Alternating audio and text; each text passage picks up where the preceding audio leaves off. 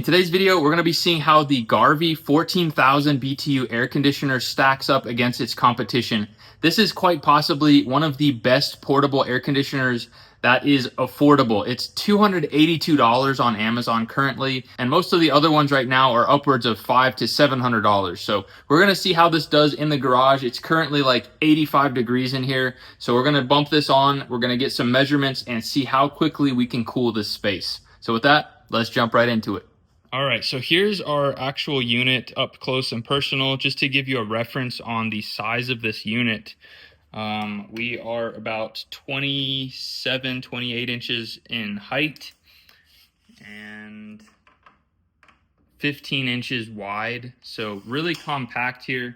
And then off of the wall, because we have the tube up against the wall, we could probably push it a little bit more, but we're about 23 inches off of the wall there. So that gives you an idea on the size of this. But this unit is great if you're in a apartment or in a rental. You don't want to do something permanent, but you don't want to have a huge opening of a window unit. Check out how small this thing is. That literally took me like less than 5 minutes, probably less than a minute to put this in. You literally just have this little plug that pops in right there, and then that locks it in place. And it's just a tiny sliver, about 3 inches of your window space that you're using up.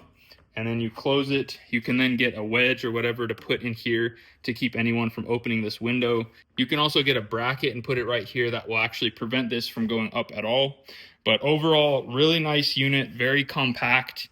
And I think this is going to be a real game changer for a lot of people at $282. So today we're going to see how it performs in terms of cooling, airflow, noise level, and power consumption. I'm really excited to see how this one stacks up compared to some of the other ones I've reviewed. So let's get into it. All right, so here's our remote. We're going to go ahead and power this on via our Garvee remote. This is a nice, sleek design. So we're just going to go ahead and power this up. We're going to bump this down to, see how low it goes, 64 degrees. It is currently 82 degrees in our garage. So we're gonna make sure all the garage doors and everything are closed, and we're gonna let this run while we do our testing. And in about 2 hours, we're gonna come back and see what the temperature is in the space. All right, so this unit's been running for just over like 5 minutes now, and we're pushing out 48.6 degree air. That is epic. It's 83 degrees inside, at least it was when we started this test. And this is well over a 20 degree split, which is normal on a regular, HVAC system. Going from 83 to 48, that's like a 36 degree temperature split between our return and our supply. So this should be able to cool off the space very quickly. I do want to get my thermal imager out and just see, being as this is a one hose setup, you will have the comments of saying this is going to produce a negative pressure. It's going to suck stuff from outside, which is partially true. This is not a dual hose setup, but in terms of simplicity, I'm curious to see how this does.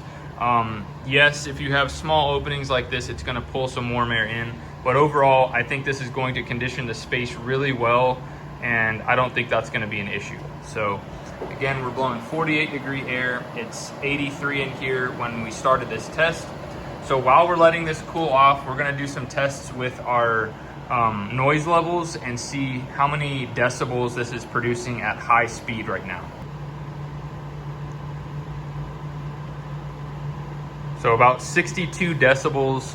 So it is a little bit louder than some of the other ones that I've tested, but in my personal opinion, I don't really mind the noise of it. It more so just sounds like a fan more than anything else. You might be able to hear the compressor a little bit, but overall it's still a relatively quiet unit, and if it's conditioning your space, that really is the biggest thing. Now I'm also going to test this in low mode, so we'll go to low with one click here. We'll give that a few seconds to ramp down, and we'll check our decibels again. So in low mode, we're getting about 59 decibels. Next, we're going to test it out in sleep mode, so we're going to press this button right here. And as you can see, that toggled the sleep button right there. So somewhere about 58 decibels in our sleep setting.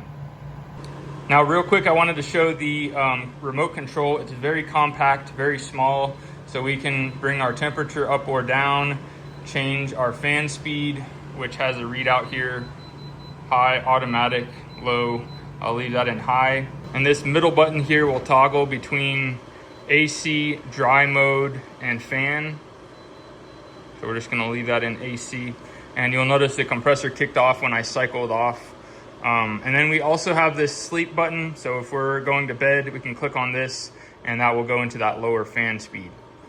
Then we also have a Celsius or degree button there. So really easy to use. Oh, and then we also have this button here, and this will oscillate up and down, allowing that air to travel in different parts of the room. So really cool features there. All super easy to use with this remote. So right here, we can get a good idea on where this heat is being displaced. We can see that hose is bright yellow. It's displacing all of that heat, removing it from the building and pushing it outside. And then of course, where the vent is right here, where it's tracking, you can see that is really cool air. All of that is really, really dark blue.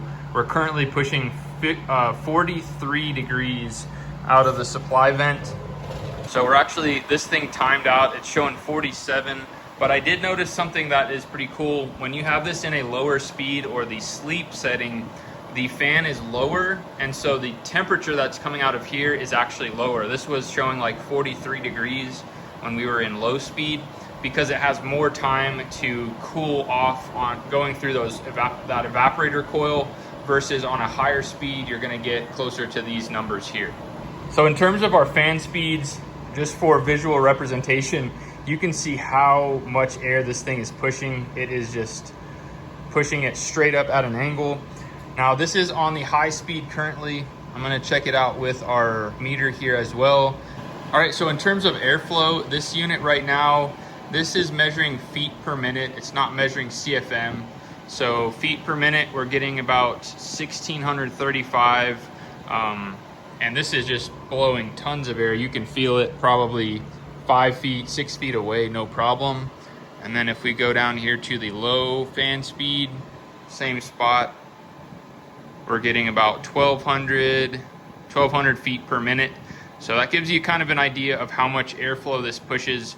But even without these measurements, you could tell on the low speed, you're still getting a lot of airflow, and high speed is really moving the air. All right, so we're gonna give this some time to cool off the space. We're gonna come back in about an hour, hour and a half, and see what our temperature has dropped to. Currently, as you can see, the high is 94. It's saying it's 86 right now, so it's quite warm outside.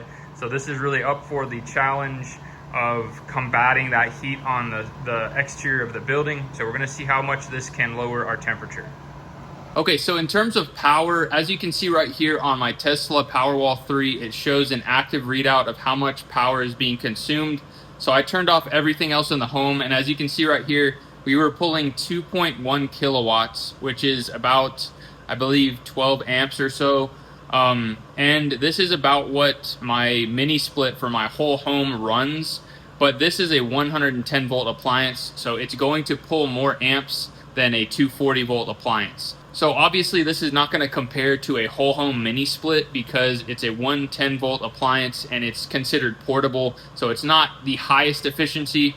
But overall, this unit, in terms of how cool of air it's blowing, is absolutely amazing. We've already gone down to 76 degrees here in the garage, and it's been about 30 minutes, so that is a huge decrease in temperature, even though the temperature outside is climbing actively. So really impressed with the 14,000 BTU Garvee air conditioner. Now, while this unit is running, I wanted to show you one of the easiest things on this unit.